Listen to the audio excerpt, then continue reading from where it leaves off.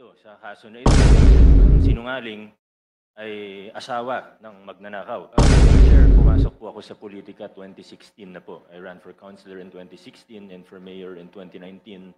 Pagpasok ko sa politika, medyo kilala na po sila, mga Diskaya, lalo na yung construction firm nila na St. Gerard Construction. Na ito na nga po yung ginamit rin nila para bang political party na rin, lalo na noong 2025 na halalan, itong nakaraang halalan. Marami pong kwento, hindi ko po alam kung ako po yung nararapat na magkwento po rito sa TRICOM, sapagkat yung iba, wala naman po akong personal knowledge. I would like to, with respect to the committees, I would refrain from saying anything beyond my direct and personal knowledge. Siguro kalakihan na project, pero meron po silang projects with the city, and we have observed with the DPWH, palaki ng palaki yung mga project nila. Yung napag-uusapan po ngayon na 31 billion pesos of flood control projects. Katunayan, flood control projects pa lang po ito. Hindi bababa sa 100 billion pesos ang total contracts po nila sa ating pamahalaan, Mr. Chair. Kasinungalingan po talaga. At lantarang kasinungalingan naman po yung mga sinasabi nito. Hindi naman po bago sa kanila ang pagsisinungaling. Naobserbahan na po natin ito on the record and in public very many times. Gaya po na sinabi nyo, lahat ng mga pumasok under insertions hindi nanggaling sa Department of Public Works. Hindi po kami, well, wala po akong alam. I do not know kung paano po saan nag-emanate, kung ano po yung source. Will anybody in the DPWH would know that? I don't think, Your Honor, because we are not part, the Department of Public Works and Highways is not part of the deliberation after, well, during the bicameral, Your Honor. Mr. Chair, I don't think now it's also the admission of the chair that he found out that there are projects, ghost projects that came from insertions. And the only ones who would know that are the chairman of the Committee on Finance of the Senate and the Committee on Appropriation of the House of the 19th, 18th, and 17th Congress. So, Mr. Chairman, I now move that we invite Senator Grace Poe as chairman of the Senate Finance Committee, at least to clarify these matters.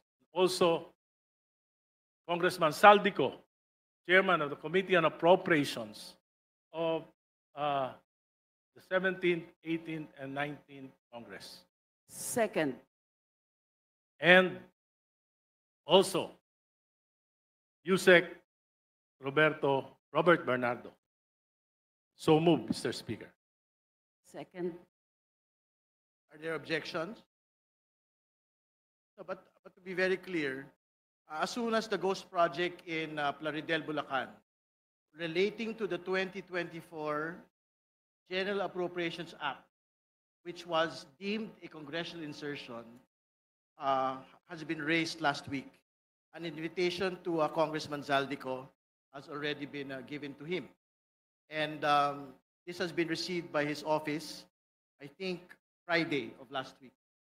So maybe we would want to restate the motion to just cover the others, please. So if we have already invited Congressman Saldico, I move that we invite Senator Grace Poe and Yusek Bobby Bernardo. So move, Mr. Speaker. It has been seconded. Are there objections? Hearing none, the motion is approved. Mr. Chair, very quick interjection just for clarity. Mr. Chair, palagi kasing nauulit-ulit na nasasabi ang word na insertion. Just for the public consumption, napapasok po siya para siyang errata inside legislative houses. Ang ibig po sabihin ng insertion ay may ipinasok, but it actually comes in the form of an errata or an amendment. Just for order, Mr. Chair, and to avoid confusion, ang insertion ay pwedeng or errata or amendment, ibig sabihin may nakita kang project, hindi kailangan, redundant, or possibly ghost, ay itutumbok mo at ililipat mo dun sa kailangang proyekto. Just to make that clear. And when we say Congress insertion, that covers the House and the Senate. When we say galing lang dito sa House of Representatives, we call it a House insertion.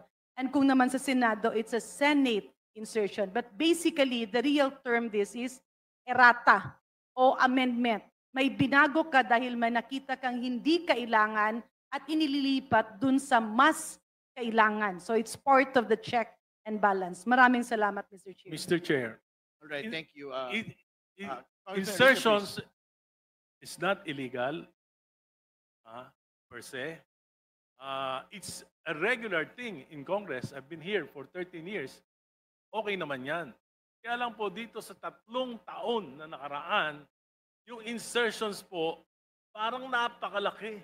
1 trillion mahigit yung nabago, nadagdag, na-divert. Kaya lumutang itong ganitong kalaking problema para pong greed gone wild. So, palagay ko po, dapat talaga nating imbestigahan itong bagay na ito. If we would really want to be credible, this investigation to be credible to the people, palagay ko, dapat wala tayong santuhin. Gaya ng sinabi ng chairman, whether senador, whether congressman, DPWH, nakikita ko si Engineer Alcantara, medyo umiinit talaga ulo ko eh. Salamat po. Thank you. Before proceeding with the other interpellation, I think Mr. Diskaya is here. We would like to be able to ask the committee secretariat to administer the oath to him. Please proceed.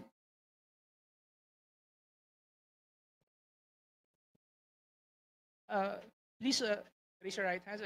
Do you swear to tell the truth, the whole truth, and nothing but the truth before this committee? The oath has been administered, Your Honor. Thank you. Before proceeding to Mr. Diskaya, Pasig City Mayor Vico Soto is here, and we would want to be able to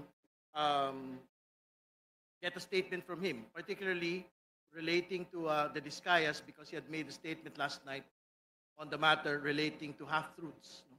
So, Mayor Vico, do you have a statement, or are you ready to answer questions? Mr. Chair, to the members of the TRICOM, magandang umaga po. I did not prepare any statement, but however I can help and whatever I can answer to the best of my knowledge, I'm here at your disposal, sir. I think very important, Mayor Vico, to be able to state for the record. Of course, the Diskayas have been operating in Pasig City for the longest time. No? Do you have information as to how they had operated in the city as city contractors? And second, whether you had been able to monitor their rise as top contractors as far back as the Aquino administration to date? Mr. Chair, pumasok po ako sa politika 2016 na po. I ran for councilor in 2016 and for mayor in 2019. Pagpasok ko sa politika, medyo kilala na po sila, mga Diskaya, lalo na yung construction firm nila na St. Gerard Construction. Na ito na nga po yung ginamit rin nila na para bang political party na rin, lalo na noong 2025 na halalan, itong nakaraang halalan. Marami pong kwento, hindi ko po alam kung ako po yung nararapat na magkwento po rito sa TRICOM sapagkat yung iba, wala naman po akong personal knowledge. I would like to, with respect to the committees, I would refrain from saying anything beyond my direct and personal knowledge. What I can say is that they have 9 construction firms that we have seen now in the news, the 9 calling card companies of the spouses Diskaya, where they have used dummies, where they have become huge contractors. And all of these 9 companies are based in Pasig. Practically all of these companies have tax deficiencies, probably with the BIR as well, but definitely with the LGU. Marami po silang violations. Recently, they have been, Mr. Diskaya has been recently convicted of 2 counts of building code violations. So medyo notorious po ito. Nagsimula sila sa LGU. And again, with regard to the question of the chair, kahit nung mayor na ako, naungontrata pa rin sila sa LGU. Kasi pinapatupad po namin sa Pasig ay strict adherence to the law, which is open and public bidding. So pag nagko-qualify po sila mula 2019, hindi po namin hinaharangan, may mga project po sila sa City Government of Pasig. Hindi naman siguro kalakihan na project, pero meron po silang projects with the city. And we have observed with the DPWH, palaki ng palaki yung mga project nila. Yung napag-uusapan po ngayon na 31 billion pesos of flood control projects. Katunayan, flood control projects pa lang po ito. Hindi bababa sa 100 billion pesos ang total contracts po nila sa ating pamahalaan, Mr. Chair. Siguro as a final question before proceeding, Mayor Vico Soto, you mentioned in your Facebook statement that you had seen many inconsistencies, no, in the testimony of the Discayas. No? So maybe you can intimate to the committee what these particular inconsistencies are. Thank you, Mr. Chair. Marami nga po tayong naobserbahan na you use the term inconsistencies, but I would like to be more direct. Kasinungalingan po talaga. At lantarang kasinungalingan naman po yung mga sinasabi nito. Hindi naman po bago sa kanila ang pagsisinungaling. Naobserbahan na po natin ito on the record and in public very many times.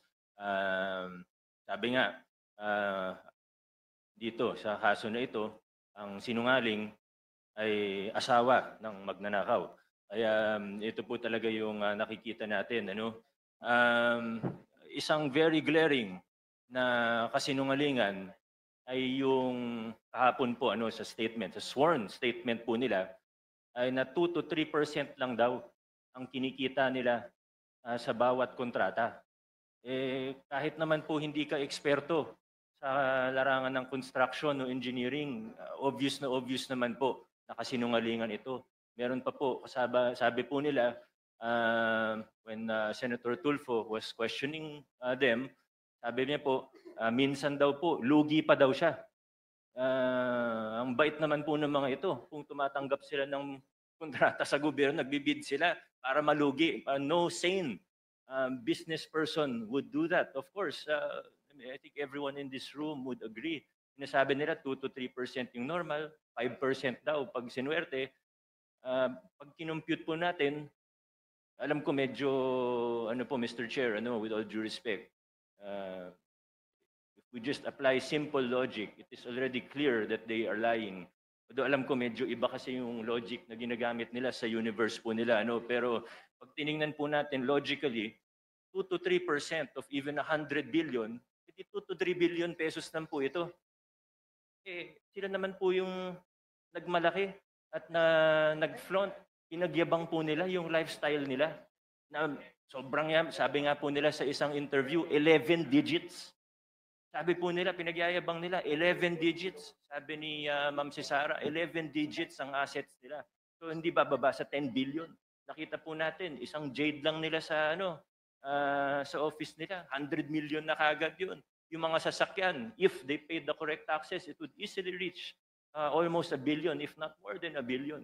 How will you afford that if you're only earning 2 to 3% profit?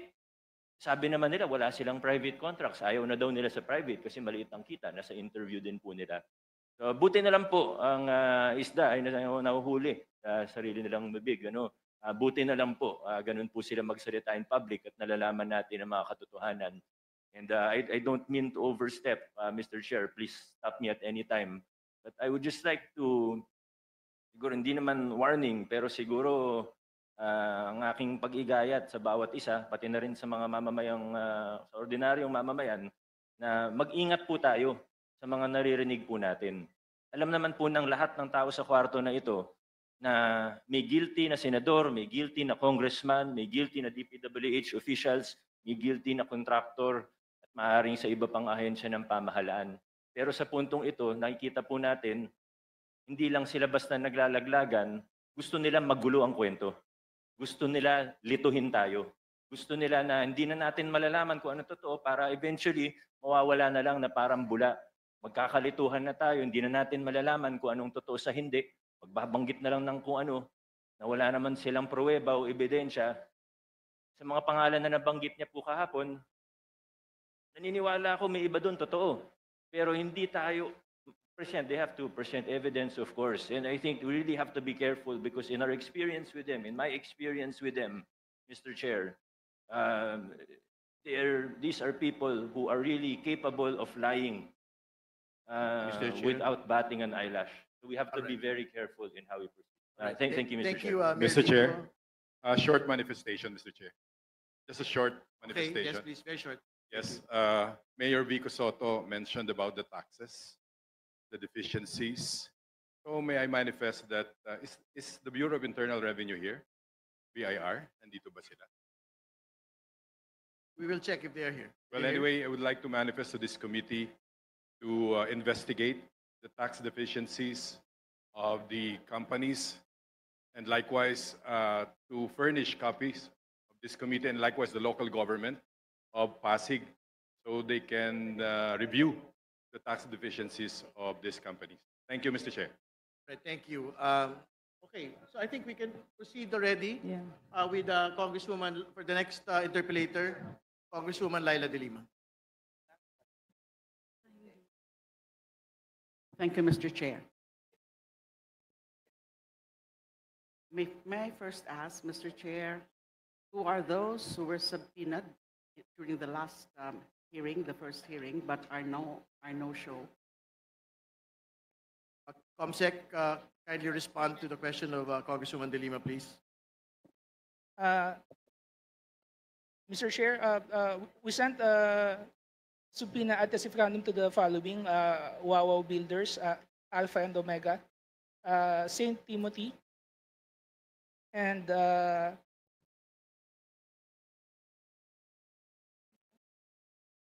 Top Notch Catalyst Builders and Sims Construction Trading. Yumir Villanueva of Top Notch Catalyst is here, and so is Sally N. Santos from Sims Construction Trading.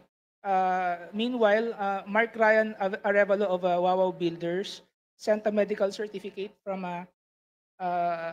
stating he has some medical condition. So And how Alpha many? and Omega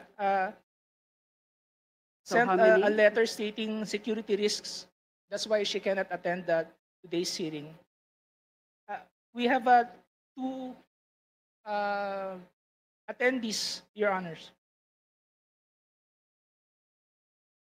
Okay. So how many did not appear today in spite of the Three, summons? Your Own. Three. Your Honors, of the five subpoenas sent, only two responded. Only two responded.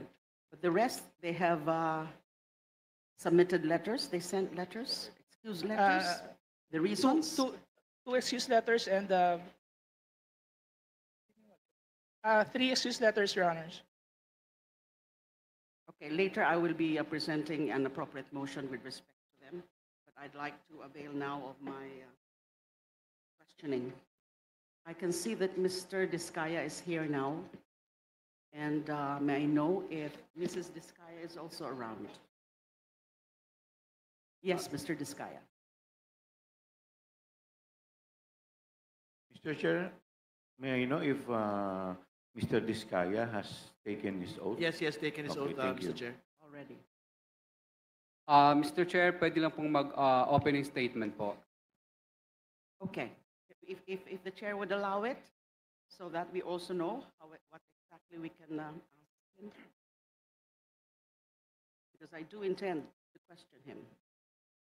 All right, Mr. Diskaya is permitted to make an opening statement.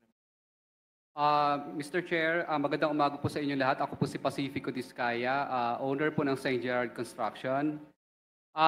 Gusto ko lang, ang opening statement ko lang po ay gusto ko lang pong linawin base po doon sa sworn statement ko po sa Senate po. Kasi marami pong tumatawag sa akin na kung ako po ba daw ay may direktang transaction kay Saldico at saka kay Speaker, Gusto ko pong linawin sa kanila na wala po akong direktang transaction. Hindi po ako nagkaroon ng anumang klaseng transaction sa kanila. Lahat lang po ng mga sinabi ko po para makumpleto po ang aking sworn statement ay kaya nabanggit po ang mga pangalan na yun dahil yun po ang madalas na sinasabi ng mga kausap ko po ng politiko.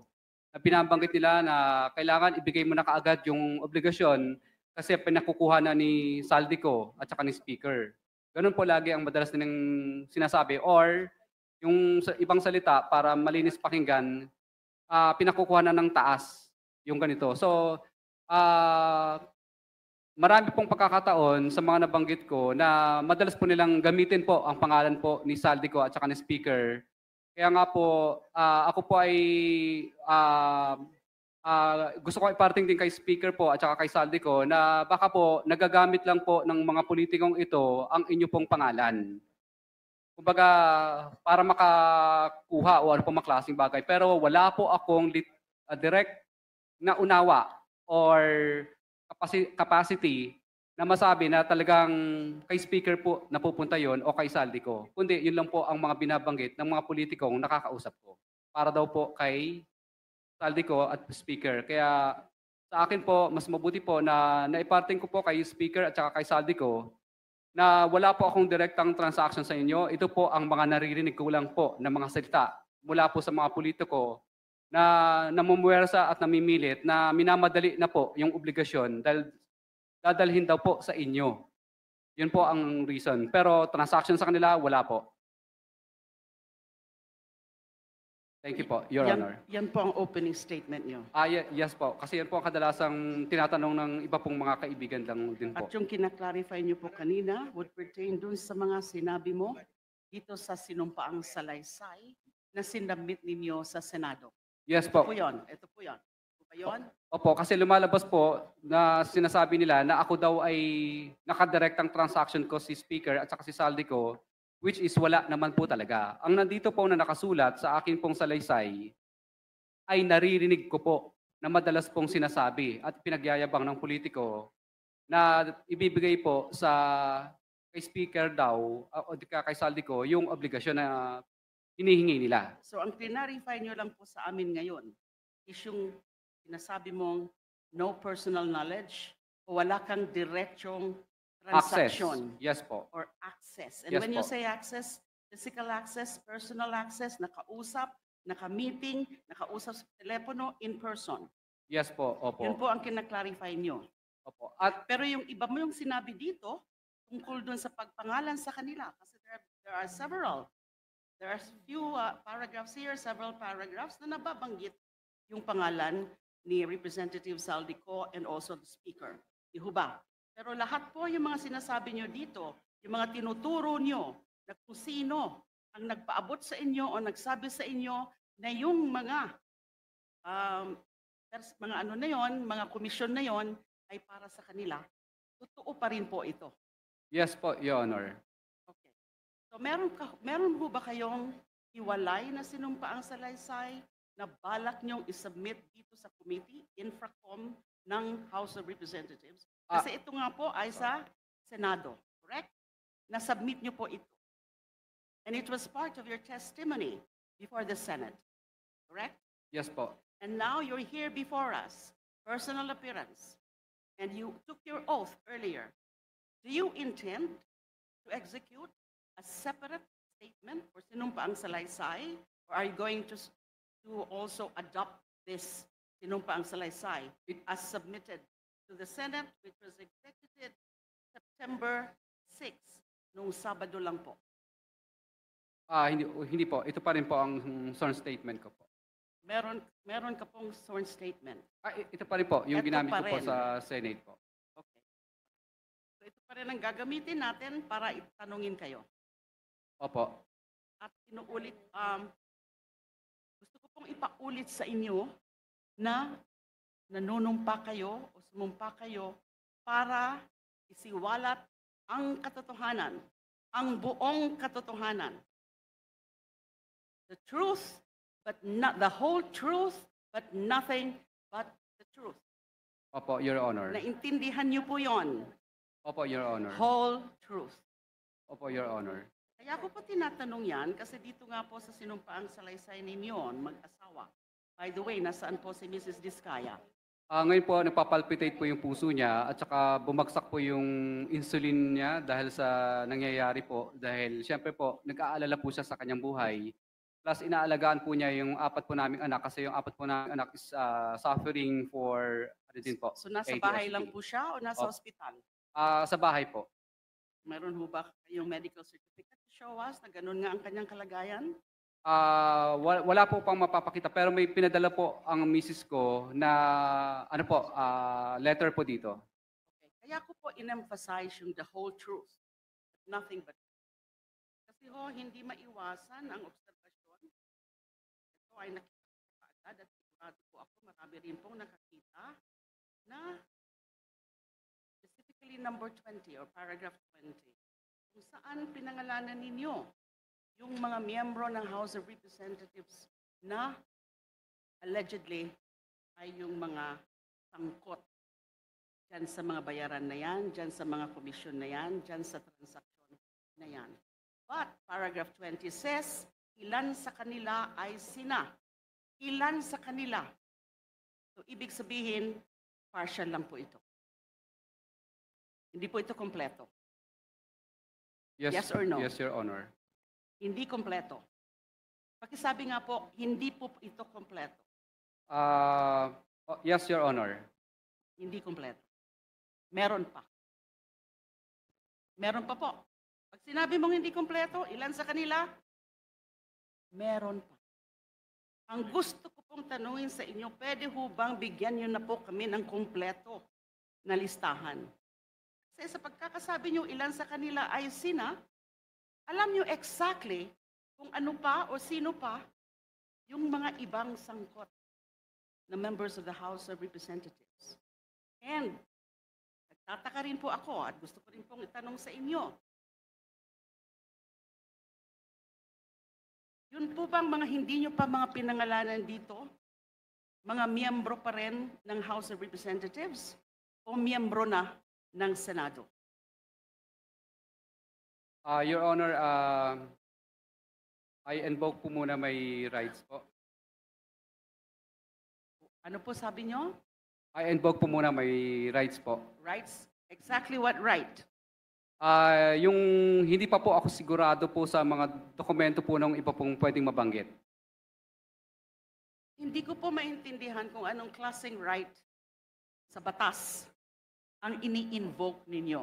Yes, ang mga umaapir po sa atin, and by the way, with respect to that, Mr. Chair, may I just clarify, how do we call these persons or these individuals summoned or invited to appear before us? Are they guests? Are they resource persons? Or are they witnesses? Because the rules say they are supposed to be witnesses. The rules. And by the way, talking about the rules, isa po po yung kailangan ko pong ipa-clarify. Ano po exactly ang rules na gag-govern ng proceedings natin dito sa TRICOM or INFRACOM? Kasi po, 3 pong committee ito. Good Government and Public Accountability, Public Works and Highways, and the third committee is Public Accounts. So 3 committees. And these committees are supposed to be governed by separate rules of proceedings. But I'm not aware of any new rules that would govern or are now governing these very proceedings. Are we being governed by the general rules with respect to rules of governing inquiries in aid of legislation, or the rules of procedure, or these are the general rules of procedure governing inquiries in aid of legislation? Just clarificatory, Mr. Chair. We're governed by the House rules and the rules of procedure governing inquiries in aid of legislation. Okay, so We the don't have Separate. a separate House rules. Okay. Congresswoman And De Leon. indeed, under those rules, witnesses have the rights, have certain rights. Pero po yung binabanggit niyo po ngayon, di po sigurado kung ano pong right. What specific right do you have that you are now invoking? You are not invoking right against self-incrimination, right? Your Honor, kung okay lang po ba, nasa executive session ko na lang po sasabihin para sa kaligtasan din po ng pamilya ko at ako. Hindi po ako papayag nun. Of course, that should be the decision of the body. But I am not in favor of this. Kasi, kung kayang-kaya niyo po na pangalanan ang ilan na mga members of the House of Representatives at nababanggit niyo rin nga po yung pangalan nila Speaker and Representative Saldico. Doon sa Senado, that was not in executive session, that was in open and public proceedings. I do not get it, I do not understand kung bakit all of a sudden, you will be asking for an executive session dito po sa harap ng miyembro ng committee ng House of Representatives. That is quite unfair, and I don't think that is sanctioned by the rules. Bakit po? Your Honor, okay lang po ba Do I take it na gusto mo pa rin magbanggit ng mga pangalan? Hindi po, Your Honor. Wala po. So bakit po kayo humingi ng executive session? Is it a matter of national security? I don't think so. The chair would like to interject. Ano po yung hinihingi, Mr. Diskaya po na assurance, yung protection po ng komite? Kanina po kay Mr. Hernandez, yan din po yung kanya pong hinihingi, no? Mula sa amin. Yun din po yung igagawad po ng komite sa inyo at kay Mrs. Diskaya pagpunta po niya rito. Dahil siyempre naunawaan po namin yung bigat ng inyo pong mga testimonya, malalaking tao ang atin pong pinag-uusapan dito. So kung if it is an assurance of safety, if it is an assurance of security, the committee is prepared to grant it to both of you. Mr. Chair, perhaps Mr. Diskaya may be allowed to consult briefly his lawyer so that the lawyer can enlighten him kung ano talaga ang pwedeng under executive session. Correct? I'm sure the lawyer would know kung saan ka pwede mag-invoke ng executive session. At yung tanong ko po kanina, meron pa ba na mga ibang pangalan kayong babanggitin na wala sa sworn state? So I so move, Yes. Mr. Chair, to allow the witness to confer with counsel. Yes, Congresswoman De Lima, Mr. Diskaya can confer momentarily with his counsel, please.